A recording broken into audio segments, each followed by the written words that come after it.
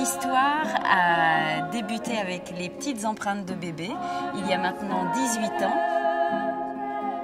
Quand j'ai vu ces petites mains, ces petits pieds, je ne voulais absolument pas laisser ça autant. Et j'ai fait des recherches personnelles, puisque j'exerçais une autre profession à l'époque. Et une passion est née de faire ces prises d'empreintes. Alors tout d'abord, prise d'empreintes à nu, que je mettais sous forme de tableau. Ça a évolué avec des mises en scène, avec ces petites mains qui grandissaient au fur et à mesure avec un petit crayon. Puis il y a maintenant 2 ans et demi, j'ai choisi de faire de cette passion mon quotidien et puis le quotidien de tous ceux qui m'entourent. Je travaille avec une poudre d'algues qui est hypoallergénique. Donc je travaille en immersion ou en application. Et la personne peut justement, par exemple, plonger sa main dans ce mélange qui passe de poudre à liquide. Ça va figer la pâte tout autour de la main. Et la personne peut retirer sa main. Après, je peux réaliser, moi, mon tirage. Ça peut être de la résine, ça peut être du plâtre de synthèse. Et bien entendu, si on choisit une création sous forme d'un socle, je travaille mon socle bien à part. Et s'il s'agit d'un tableau, eh bien là, je vais travailler le tableau vraiment d'une façon autonome. Je peux aujourd'hui proposer en plus le portrait au milieu de 2 petites empreintes qui leur parlent. Et je suis ravie parce que l'émotion qui s'en dégage est complètement, est magnifique. J'ai encore le souvenir d'une femme qui m'est très chère, avec qui on a réalisé plein de créations. Elle est venue me voir en me disant, voilà, moi, le moment préféré de ma journée, c'est quand j'ai la petite main toute chaude de ma fille dans la mienne et que je l'emmène à l'école.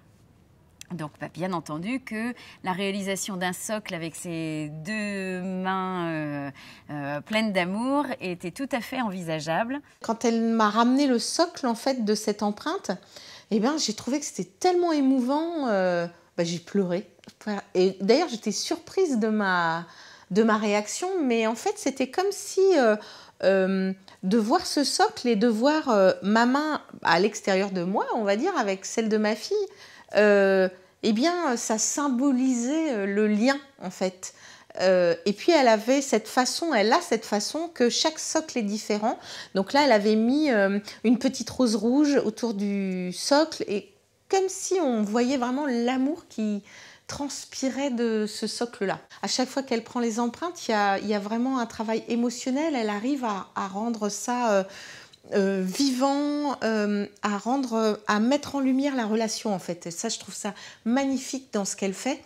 Je pense que ça a été tellement fort, cette empreinte avec la main de ma fille dans la mienne.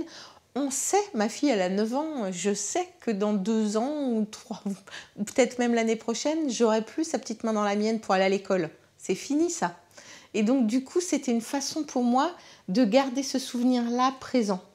Donc je trouve qu'il est important de toujours se former, de ne pas rester sur ses acquis. Alors déjà parce que j'estime que j'ai jamais assez d'acquis. Et puis il y a toujours de nouvelles matières, toujours de nouvelles techniques ou expériences à partager. Et donc j'ai recherché des écoles et j'ai découvert l'école de Gaspard Schlum, qui m'a déjà beaucoup plu parce que dans les modèles présentés, ça me correspondait bien. Et quand j'ai eu l'homme au téléphone, alors là, je savais que c'était avec lui que j'avais envie d'apprendre parce que c'est quelqu'un qui partage tout son savoir et qui va vous aider à rebondir sur votre créativité. De toute façon, c'est le principe de l'obscurité. L'obscurité domine jusqu'à ce que la clarté arrive. Dès que la clarté arrive, c'est fini, l'obscurité s'en va. Donc c'est pareil en peinture. Dès que la lumière arrive, dès que tu as du blanc, tous les foncés dégagent. Voilà. Et ensuite, seulement maintenant, tu vas pouvoir éclaircir. Passe-moi un petit peu fatigué, il faudrait que tu ailles t'en racheter. Alors Fabienne m'a appelé un jour en se présentant rapidement comme quelqu'un qui avait eu une première vie dans le monde de l'entreprise, et qui repartait sur un nouveau projet de vie, quelque chose qui lui tenait à cœur depuis longtemps. Et j'ai senti tout de suite quelqu'un qui déployait une énergie colossale, qui avait envie de changer le monde. Donc c'est quelque chose d'assez rare. C'est pas juste un artiste, juste une sensibilité. Elle a en plus une approche de manager, c'est-à-dire qu'elle va emmener beaucoup de monde dans son sillage. Elle a cette capacité à aimer et à se faire aimer aussi, ce qui est rare. Elle veut tout apprendre tout de suite, elle veut comprendre le dessin chez Michel-Ange, elle veut comprendre la peinture contemporaine, elle veut remonter le temps très vite, comprendre ce qui s'est passé à la Renaissance et ce que fait un artiste aujourd'hui. Donc elle a compris tout de suite que l'art c'est une histoire d'amour qu'elle veut partager avec les autres. Et elle sait formidablement bien le faire. Elle est pétillante. Elle est pétillante humainement. Sous ses pinceaux aussi, ça pétille. Les couleurs, le dessin, elle est appliquée. Elle est très concentrée. Elle va apprendre la peinture à l'huile très vite, les glacis, les transparences. Mais elle ne va pas s'arrêter là. Elle va essayer d'intégrer des mains en volume. Elle veut que ça sorte, que le personnage vraiment sorte de la toile. Elle a une personnalité hors norme. On dirait un personnage... ouais, c'est ça, c'est vraiment un personnage de roman. Elle va faire quelque chose d'unique. Elle transgresse toutes les règles. Elle est hors cadre complètement. Et du coup, elle surprend tout le temps. Et puis elle fait ça avec un tel naturel qu'elle est désarçonnante. Et donc, Fabienne, elle est tellement elle-même, elle est complètement moderne. Je pense qu'elle se met aucune limite surtout. Donc, je ne serais pas étonné qu'un jour, elle ramène aussi toute une partie sonore dans son travail. Elle en est complètement capable. Moi, je pense que c'est quelqu'un qui va changer, qui va changer le monde, vraiment, à sa manière. Elle va surprendre tout le monde. J'ai réellement senti une évolution parce que cette activité, je la voyais un petit peu plus tourner autour des bébés uniquement. Pourquoi pas aller vers les maternités, rester autour de l'environnement proche des nourrissons. Et quand j'ai créé donc ma structure, à aucun moment j'acceptais le terme d'artiste collé à ma personne. D'ailleurs, j'ai enregistré mon activité à la Chambre des métiers et de l'artisanat de façon très fière. Parce que pour moi la fabrication de ce que je faisais y répondait. Et puis, ce terme, pour moi, j'en avais aucune qualité. Je ne rentrais pas dans ce terme d'artiste.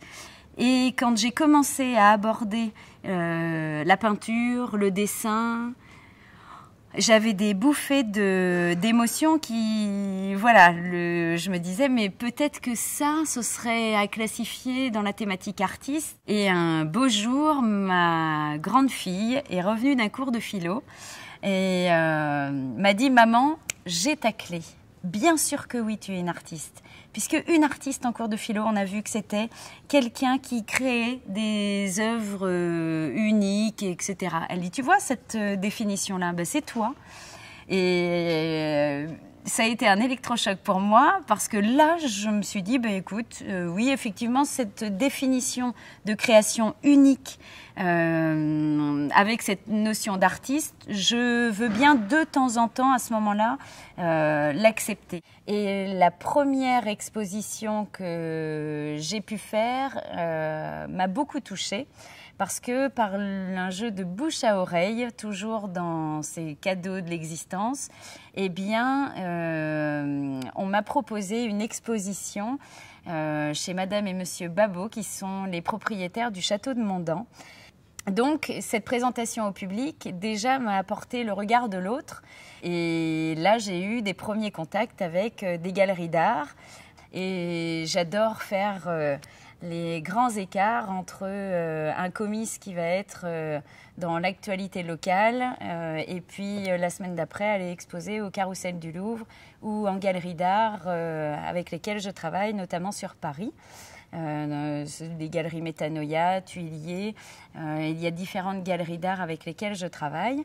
Et puis, j'expose à l'étranger aujourd'hui avec des collectifs comme Mécénavie, qui, eux, nous donnent la chance de transporter nos créations à l'étranger. J'ai notamment exposé avec eux à Miami, à New York. Je vais exposer avec eux en Suisse. J'expose de façon constante dans une boutique qui s'appelle la boutique Au Cœur des Artistes, boutique à laquelle je tiens aussi parce qu'on est encore dans le partage. Il s'agit de 30 créateurs qui mettent leur création en commun, ce qui nous permet d'être exposés en centre-ville en permanence. Et la boutique m'avait demandé si je faisais des ateliers. Donc j'ai conçu un atelier au cours duquel les petits, dans un premier temps, mais aujourd'hui j'ai des mamans ou des grands-mères qui restent pour créer avec leurs enfants ou petits-enfants.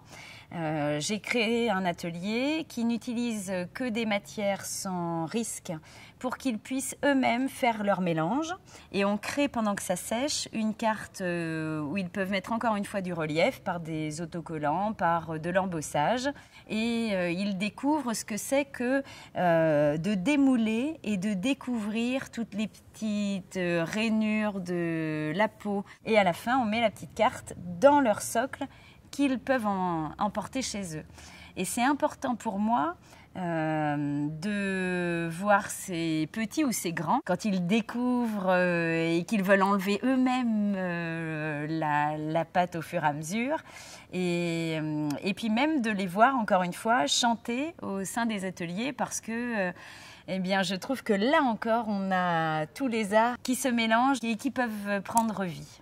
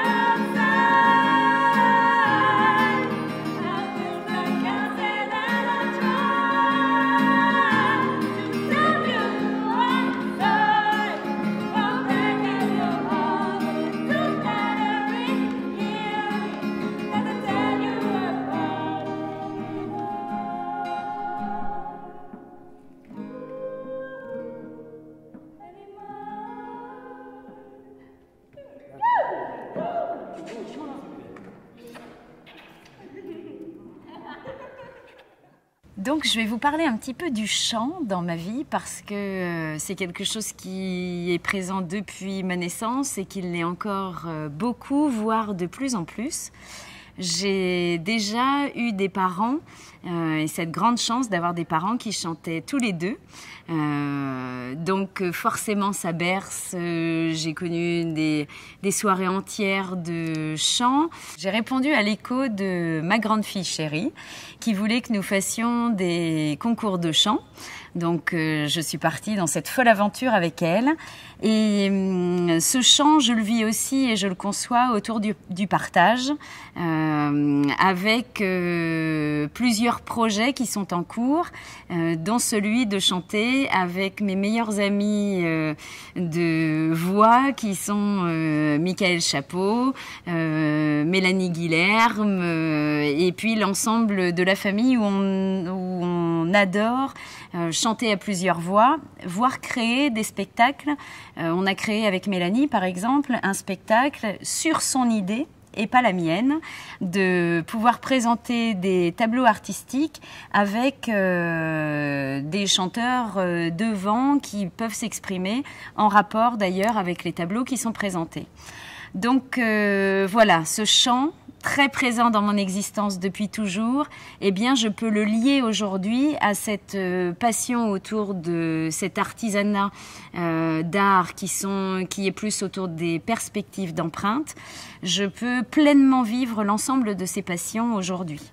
Et dans les perspectives d'avenir, j'ai vraiment envie d'accentuer cela, c'est-à-dire des coopérations entre artistes, parce qu'on peut choisir de vivre notre existence professionnelle vraiment dans l'isolement, mais c'est pas là où on existe, c'est pas là où on progresse, et d'une fusion de mélange d'art, on arrive à, encore une fois, un mélange de passion. Tu m'enrubanes et m'embrionnes et tu me gardes à vue. Tu es le seul animal de mon arche perdue. Tu ne parles qu'une langue, aucun mot déçu. Celle qui fait de toi mon autre, l'être reconnu. Il n'y a rien à comprendre, mais que pense l'intrus qui n'en pourra rien attendre, car je suis seule à les entendre, les silences, et quand j'entends toi, tu es mon autre. La force de ma foi, ma faiblesse et ma loi, mon insolence et mon droit. Moi, je suis ton autre. Si nous n'étions pas d'ici, nous serions l'infini.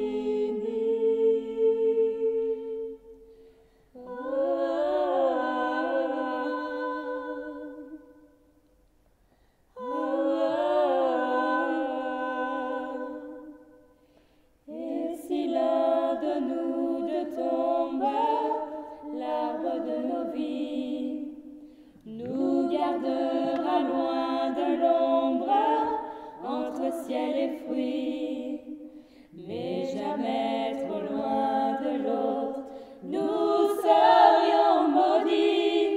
Tu seras ma dernière seconde, car je suis seule à les entendre. Moi je vais regarder ta maman qui te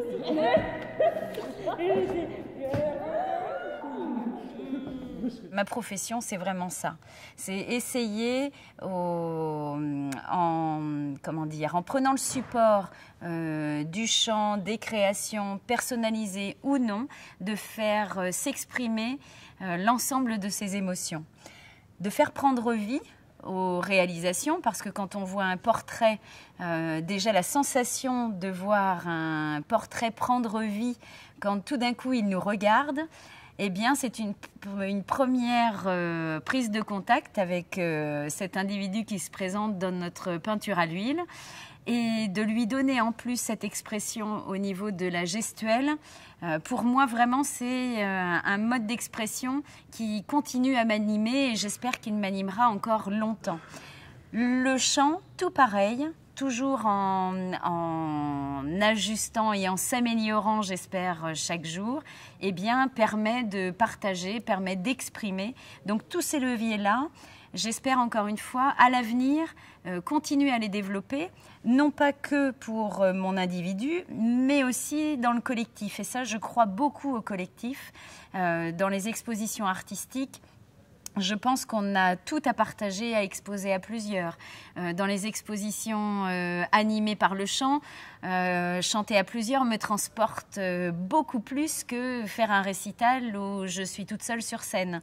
Je le vois à la boutique des créateurs, à être à 30 à exposer en même temps, eh bien, les joies sont démultipliées, les peines beaucoup plus rapidement apaisées. Et voilà, mon objectif final, c'est de continuer à partager. Si je peux agiter la petite étincelle qu'on a en chacun de nous, qui fait jaillir ce sourire, ces émotions, parfois ces larmes, mais ça reste des larmes de bonheur, eh bien voilà, si j'ai cette mission sur Terre, je la prends, mais 100 000 fois.